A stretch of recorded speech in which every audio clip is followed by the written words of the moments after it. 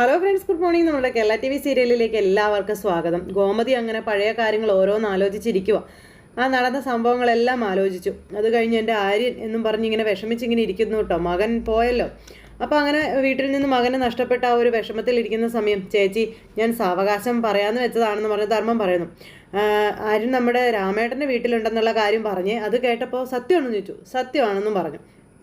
അപ്പം അമ്മ പോയി കിടക്കാൻ പറഞ്ഞ ആനന്ദ്. അപ്പോൾ ആനന്ദേ നമുക്ക് ടെറസിൽ കിടക്കാം, നമ്മുടെ റൂമിൽ ഇവർ കിടന്നോട്ടെ എന്നും പറഞ്ഞുകൊണ്ട് ഇങ്ങനെ ധർമ്മനൊക്കെ പോകുന്നു.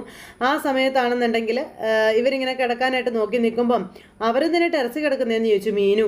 അല്ല, മുറികൾ അഡ്ജസ്റ്റ് ചെയ്ത് കിടക്കുമ്പോൾ അപ്പോൾ എന്താ ആകാശം ഇതൊക്കെ, അപ്പോൾ ഇന്നൊരു ദിവസത്തേക്ക് അഡ്ജസ്റ്റ് ചെയ്താൽ മതിയെന്നും പറഞ്ഞിട്ട് ആകാശ് ഇങ്ങനെ മീനുവിനോട് പറയാം.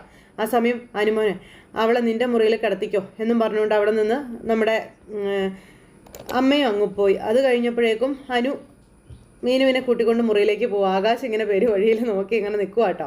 അപ്പോൾ എന്തായാലും എല്ലാവരും ഓരോരോ മുറികളിലൊക്കെ ആയി. ആ സമയത്ത് അവർ രണ്ടുപേരും ടെറസിൽ കിടക്കുന്നു. അപ്പോൾ ആ ടെറസിൽ കിടന്നുകൊണ്ട് നമ്മുടെ ധർമ്മനും അതുപോലെ നമ്മുടെ ആകാശും കൂടി ആനന്ദും കൂടി സംസാരിക്കുകയാണ്. ജീവിതമൊക്കെ മാറി മറിയുകയാണല്ലോ, നമ്മൾ പ്രതീക്ഷിക്കുന്നത് പോലെ ഒന്നും അല്ലല്ലോ സംഭവിക്കുന്നത് എന്നൊക്കെയുള്ളത്. അപ്പോൾ എല്ലാം ഇതോടെ നേരെയാകാൻ പോവുകയാണോ അതോ കൈവിട്ട് പോവുകയാണോ എന്നൊക്കെ ഇങ്ങനെ ചോദിച്ചപ്പം നേരെ ആയാലും കൈവിട്ട് പോയാലും എനിക്ക് ഉറക്കം വരുമോ കിടക്കാൻ പറഞ്ഞ് അങ്ങനെ നമ്മുടെ ധർമ്മം കിടക്കാൻ തുടങ്ങുമ്പോൾ അമ്മാവാ ആകാശ് ചെയ്തത് ശരിയാണോ തെറ്റാണോ ചോദിച്ചു. അപ്പോൾ ശരിയാ, 101% ശരിയാ, നീ കാണിക്കാത്ത ധൈര്യം അവൻ കാണിച്ചു, അതാണ് അതിനകത്തെ ന്യായം എന്നും പറഞ്ഞ് നമ്മുടെ അമ്മാവനായിട്ട് പറഞ്ഞു കൊടുക്കുന്നു. എടാ, ഈ വീട് ഇന്നാണ് ഒരു വീടായത്, നാളെ മുതലേ ഇതൊരു പുതിയ ദേവമംഗലമായിരിക്കും എന്നൊക്കെ പറഞ്ഞങ്ങനെ പറയുമ്പം ശരിയാ, പാവം ആര്യൻ മറ്റുള്ളവർക്ക് വേണ്ടി നിന്നിട്ട് പഴി മുഴുവൻ അവനാ കിട്ടിയെന്ന് പറഞ്ഞപ്പം എടാ അവൻ രക്ഷപ്പെട്ടെന്ന് പറയടാ, അവൻ സമാധാനത്തോടെ ജീവിക്കട്ടെ എന്നും പറഞ്ഞ് ഇവർ സംസാരിച്ചുകൊണ്ടിരിക്കുന്ന സമയത്ത് ആകാശം അങ്ങോട്ടേക്ക് വന്നു കേട്ടോ. എന്തൊക്കെ പ്രശ്നം ഉണ്ടായാലും എന്നും രാത്രി നമ്മൾ ഒരുമിച്ചാണ് കിടക്കാറുണ്ടായിരുന്നത് എന്നൊക്കെ പറഞ്ഞ് ആനന്ദ് പറഞ്ഞു. അപ്പോൾ ആകാശിനെ കണ്ടപ്പം എന്താടാന്ന് ചോദിച്ചു. ഇന്ന് ഞാൻ ഇവിടെ കിടക്കണേന്ന് പറഞ്ഞു. ഇവിടെയോ? ഒരു പെണ്ണിനെ താലി കെട്ടി കൊണ്ടുവന്നിട്ട് നീ ടെറസിൽ വന്ന് കിടക്കുന്നു, നിനക്ക് എന്നാ പറ്റിയെന്ന് ചോദിച്ചു. അപ്പോൾ ആരൊക്കെ എവിടെയൊക്കെ കിടക്കണം എന്ന് തീരുമാനിച്ച് നിങ്ങൾ അറിഞ്ഞില്ലേ എന്ന് ചോദിച്ചു. അപ്പോൾ ആകാശ് അത് ശരിയല്ല എന്ന് പറഞ്ഞപ്പം എടാ നീ മീനാക്ഷിയും വിളിച്ച് ബെഡ്റൂമിൽ പോയി കിടക്കാനും ആനന്ദ് പറഞ്ഞു.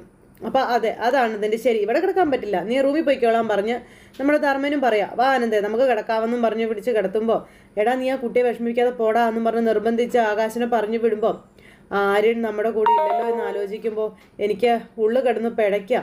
എനിക്ക് മീനാക്ഷിയോടെ സന്തോഷത്തോടെ ജീവിക്കാനും പറ്റുമെന്ന് തോന്നണില്ല, എന്തുകൊണ്ടും ഇന്നിവിടെ തന്നെയാണ് നല്ലത്, പാവം എൻ്റെ ആര്യൻ എന്നും പറഞ്ഞ് അങ്ങനെയൊക്കെ പറയണു. അങ്ങനെ അവരവിടെ കിടക്കുവാണ് 3 പേരും കൂടി.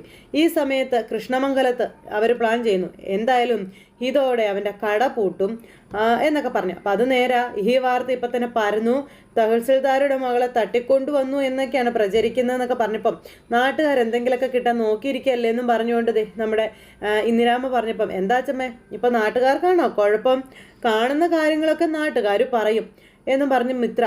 സത്യം പറഞ്ഞ ദേവമംഗലത്തെ കാര്യം ആലോചിക്കുമ്പോൾ വിഷമം തോന്നുവാണെന്നും പറഞ്ഞ് നന്ദിത പറഞ്ഞപ്പം വിഷമിക്കുന്നവർക്ക് അങ്ങോട്ട് പോകാം, ആ ബാലന് ഒരു വീഴ്ച അത്യാവശ്യമായിരുന്നു, അത് നമ്മുടെ കൺമുന്നിൽ തന്നെ നടക്കുകയും ചെയ്തു എന്നും പറഞ്ഞ് അനന്തൻ. ആര്യനെ പുറത്താക്കിയെന്ന് പറഞ്ഞപ്പോൾ അവനും ഭാര്യയും ശത്രുക്കളായിട്ടാണ് കഴിയുന്നതെന്നും പറഞ്ഞുകൊണ്ട് അനിയൻ അച്ഛാ ഒരു പഴഞ്ചൊല്ലില്ലേ, ഈ ശത്രുവിൻ്റെ ശത്രു മിത്രം എന്നൊക്കെ പറഞ്ഞിങ്ങനെ നിൽക്കുമ്പോൾ അതങ്ങനെ മിത്ര പറഞ്ഞു കൊടുക്കുമ്പം കറക്റ്റാ, അങ്ങനെയാണെങ്കിൽ നമ്മുടെ ശത്രു ബാലൻ്റെ ശത്രു ആര്യൻ ശരിയല്ലേ എന്ന് ചോദിച്ചു. അപ്പോൾ ആര്യനെ നമ്മൾ ചേർത്ത് പിടിക്കണം, ആര്യൻ നമ്മുടെ ശത്രുവാണെങ്കിലും നമ്മൾ ആര്യനെ തൽക്കാലം നമ്മുടെ മിത്രമാക്കുന്നു, എന്താ നമുക്ക് അങ്ങനെ ചെയ്തുകൂടെ എന്നൊക്കെ ചോദിച്ചു. മിത്ര വഴി പറഞ്ഞു കൊടുക്കുക.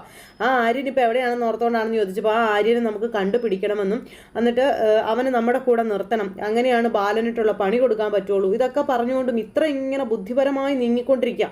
എന്നിട്ട് അലോകിനോട് അലോഹേ നാളെ നീ പോയി ആര്യനെ കാണണം, എന്നിട്ട് ആര്യന് നമ്മുടെ കുടുംബത്തിൻ്റെ എല്ലാ പിന്തുണയും അറിയിക്കണം, പിന്നെ ആര്യനെ കൊണ്ട് ബാലനെതിരെ കേസ് കൊടുപ്പിക്കുകയും ചെയ്യണം എന്നൊക്കെ പറഞ്ഞു. അപ്പോൾ ഇതൊന്നും വേണ്ടാന്ന് പറ അനന്തേട്ടാന്നും പറഞ്ഞുകൊണ്ട് അന്നേരം അവരെ പെണ്ണുങ്ങൾ പറയാം. അതെ ഇതിലിപ്പോൾ നമുക്ക് സന്തോഷിക്കേണ്ടെന്ന് പറഞ്ഞുകൊണ്ട് നന്ദിതയൊക്കെ പറഞ്ഞെങ്കിൽ പോലും കേൾക്കാൻ ഇവർ തയ്യാറാകുന്നില്ല.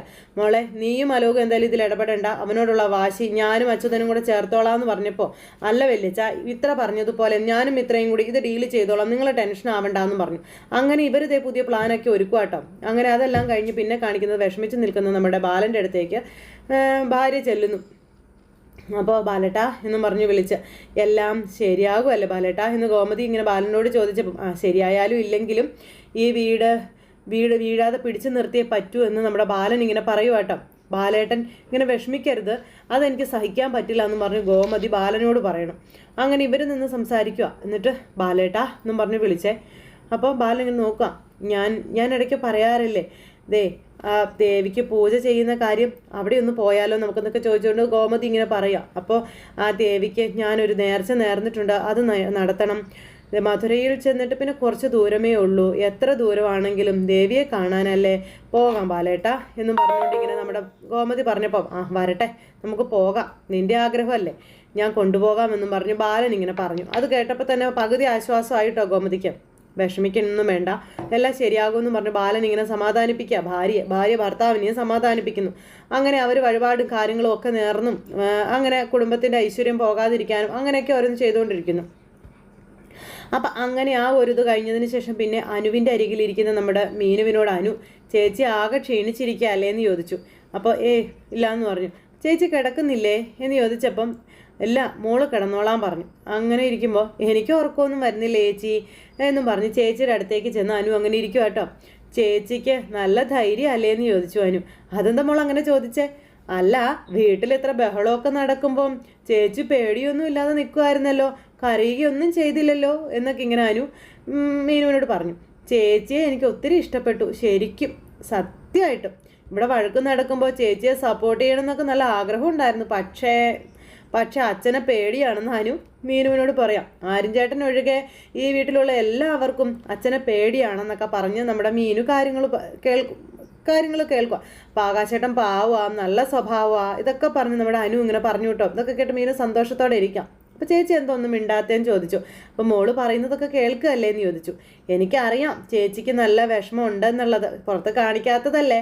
ചേച്ചിയുടെ അച്ഛനും അമ്മയ്ക്കും ചേച്ചിയെ വലിയ ഇഷ്ടമായിരുന്നല്ലേ എന്ന് ചോദിച്ചപ്പോൾ മീനുവിൻ്റെ മുഖം അങ്ങ് വല്ലാതായി. ഇന്ന് അവർ പറയുന്നത് കേട്ടപ്പോൾ എനിക്ക് മനസ്സിലായി, ചേച്ചിയുടെ അമ്മ കരയുന്നത് കണ്ടപ്പോൾ ശരിക്കും വിഷമമായി എന്നൊക്കെ പറഞ്ഞു. എന്തായാലും അത്രയും കരച്ചിലൊക്കെ അവർ കരഞ്ഞപ്പോഴും ചേച്ചി സ്ട്രോങ് ആയിട്ട് തന്നെ നിന്നല്ലോ എന്നും പറഞ്ഞു എന്നിട്ട് ഇവരിങ്ങനെ സംസാരിച്ചുകൊണ്ടിരിക്കുന്ന സമയത്ത് നമ്മുടെ ആകാശിന് കിടന്നിട്ട് ഉറക്കം വരുന്നില്ല. അപ്പോൾ ആനന്ദ് ഇങ്ങനെ ശ്രദ്ധിക്കുന്നുണ്ട്. ആകാശ നീ ഉറങ്ങിയോടാന്ന് ചോദിച്ചു. ഉറങ്ങാൻ പറ്റിയ ഒരു അന്തരീക്ഷം തന്നെയാണല്ലോ ഇത്, ഒരു മഴയും കൂടെ പെയ്തിരുന്നെങ്കിൽ എന്നാണ് ഞാൻ ആഗ്രഹിക്കുന്നത്, കുളിച്ച് കയറാമായിരുന്നു എന്നും പറഞ്ഞുകൊണ്ട് ഇങ്ങനെ പറയാം നമ്മുടെ ധർമ്മൻ. അപ്പോൾ എടാ ആകാശേ, അച്ഛനെ കുറ്റം പറയാൻ പറ്റില്ലടാ, ഒരു മുന്നറിയിപ്പും ഇല്ലാതെ നീ ഇങ്ങനെ ഒരു കാര്യം ചെയ്യാനും പാടില്ലായിരുന്നു എന്നും ആകാശ്. പോട്ടെ, കഴിഞ്ഞത് കഴിഞ്ഞു, നീ ഇനി അതൊന്നും ഓർത്ത് വിഷമിക്കൊന്നും വേണ്ട കേട്ടോ. പിന്നെ നിനക്കിപ്പം മീനാക്ഷിയുടെ ഒരു ഉത്തരവാദിത്വം ഉണ്ടെന്ന് പറഞ്ഞപ്പോൾ പിന്നില്ലാതെ നിനക്ക് വേണ്ടിയാണ് ഞങ്ങൾ മുറിയിൽ നിന്ന് മാറി തന്നത് തന്നെ എന്ന് പറഞ്ഞ് ധർമ്മൻ. എടാ ദേ ഇന്ന് ആദ്യത്തെ ദിവസമല്ലേ, നിനക്ക് അവളെ കാണണമെന്ന് ആഗ്രഹമൊന്നും ഇല്ലെന്നൊക്കെ ചോദിച്ചു ആകാശേ. അപ്പോൾ ആഗ്രഹമൊക്കെ ഉണ്ട്, പിന്നെ അച്ഛനെ പേടിയാണെന്നും പറഞ്ഞിരിക്കുന്നു. എടാ നാണം കിട്ടവനെ, നിനക്ക് വിളിച്ചോണ്ട് വരാൻ പേടിയൊന്നും ഇല്ലായിരുന്നല്ലോ, ഇപ്പം കാണാനാണോ പേടി? അവരിപ്പോൾ ഒരു ഉറക്കം കഴിഞ്ഞാണ്, നീ വേണമെന്ന് ചെല്ലടാന്ന് പറഞ്ഞു. പോവല്ലേ, പോയിട്ട് വാടാ ചെല്ല് എന്നും പറഞ്ഞുകൊണ്ട് ഇവർ നിർബന്ധിച്ച് ആകാശിനെ പറഞ്ഞു വിടുന്നു. എന്നിട്ട് ആകാശ് ചെല്ലു കേട്ടോ കാണാൻ. അങ്ങനെ നമ്മുടെ ആകാശ് പോയ സമയത്തിന് ധർമ്മനും അതുപോലെ തന്നെ ആനന്ദും കൂടി ഇരുന്ന് ഇങ്ങനെ പറയാം, മീനാക്ഷി ഇപ്പം എന്താ ആലോചിക്കായിരിക്കും, അല്ലെങ്കിൽ എന്ത് ചിന്തിക്കായിരിക്കുന്നു, അവളെ ഇവനെ സ്വപ്നം കണ്ടുകൊണ്ടിരിക്കുക, നീ കിടന്ന് ഉറങ്ങാൻ നോക്കിയാടാന്ന് പറഞ്ഞിട്ട് ധർമ്മൻ ഇങ്ങനെ വിളിച്ച് കിടത്തുക. അപ്പോൾ ഈ സമയത്ത് ചേച്ചി ഭക്ഷണമൊന്നും കഴിച്ചില്ലല്ലോ, ചേച്ചിക്ക് വിശക്കുന്നില്ലേന്ന് ചോദിച്ചു കേട്ടോ മീനുവിനോട്. മീനു നേരം ഇങ്ങനെ ഇരിക്കാം. ചേച്ചിയുടെ ഈ ചിരിയിൽ നിന്നറിയാം ചേച്ചിക്ക് നന്നായിട്ട് വിശക്കുന്നുണ്ട് എന്നുള്ളത്. അടുക്കളയിൽ എന്തെങ്കിലും ഉണ്ടോ എന്ന് ഞാനൊന്ന് പോയി നോക്കട്ടെ എന്നും പറഞ്ഞ് നമ്മുടെ പതുക്കെ അടുക്കളയിലോട്ട് പോകണം. എന്നിട്ട് ആരെങ്കിലും കാണുന്നുണ്ടോന്നൊക്കെ നോക്കി ഇങ്ങനെ പോകും. അവിടെ ചെന്ന് ഭക്ഷണം എടുക്കുന്നു. ഈ സമയത്താണെങ്കിൽ നമ്മുടെ ആകാശ് ശൂശു വിളിച്ച് റൂമിൻ്റെ അങ്ങോട്ട് വന്നു. അപ്പോൾ ജനലിലൂടെ നോക്കുമ്പോൾ മീനു ആകാശിനെ കണ്ടു. അപ്പോൾ ഞാനൊരു സ്വപ്നം കാണുന്നത് പോലെ എനിക്ക് തോന്നണേന്നൊക്കെ പറഞ്ഞു. നീ വന്നോ എന്നൊക്കെ ചോദിച്ചു. അപ്പോൾ ഞാൻ റിയാലിറ്റിയാ എന്നിങ്ങനെ പറഞ്ഞ് നമ്മുടെ ആകാശ് ഇങ്ങനെ പറഞ്ഞുകൊണ്ടിരിക്കുക കേട്ടോ ഈ ജനലിലൂടെ പതുക്കെ. അപ്പോൾ എനിക്ക് ആഹാരം എടുക്കാൻ പോയിരിക്കുക, ഇപ്പോൾ വരുമെന്ന് പറഞ്ഞു. അവൾ വരുന്നത് വരെ എനിക്ക് നിന്നെയും കണ്ട് ഇങ്ങനെ തൂങ്ങി നിൽക്കാമല്ലോ എന്നൊക്കെ ആകാശ് പറയട്ടെ. എന്നിട്ട് ജനലിലൂടെ രണ്ടുപേരും കൂടെ കണ്ണിലൊക്കെ നോക്കി ഇങ്ങനെ സ്നേഹിച്ചുകൊണ്ട് ഇങ്ങനെ നിൽക്കുന്നു. പെട്ടെന്നാണ് നമ്മുടെ അങ്ങോട്ടേക്ക് ഭക്ഷണമായിട്ട് വരുന്നത്. അല്ല ചേച്ചി എന്താ ഇവിടെ വന്ന് നിൽക്കണേന്ന് ചോദിച്ചു. പെട്ടെന്ന് ജനലിൻ്റെ കർട്ടനും വലിച്ച് ഇങ്ങനെ നമ്മുടെ ആകാശ നേരെ നേരത്തേക്ക് ചാടിയും പോയി മീനും അവിടെ നിൽക്കുക. അല്ല ഞാൻ പുറത്തെ കാഴ്ചയൊക്കെ കാണുമായിരുന്നു എന്ന് പറയും. ഈ ഇരുട്ടത്തെ എന്ത് കാഴ്ച കാണാനാ, വന്നിരിക്കും വാ എന്നും പറഞ്ഞുകൊണ്ട് അവിടെ നിന്ന് കുറേ ഫ്രൂട്ട്സൊക്കെ എടുത്തുകൊണ്ട് കൊടുത്തുവിട്ടാനു. എന്നിട്ട് ഫ്രൂട്ട്സൊക്കെ മുറിച്ചതേ നമ്മുടെ മീനുവിന് കൊടുത്തു. അങ്ങനെ ആർത്തിയോടെ നമ്മുടെ മീനു ഇത് കഴിക്കുന്നത് നോക്കി ഇങ്ങനെ ഇരിക്കുക കേട്ടോ നമ്മുടെ കാരണം അത്രത്തോളം വിശക്കുന്നുണ്ട് അതിന്.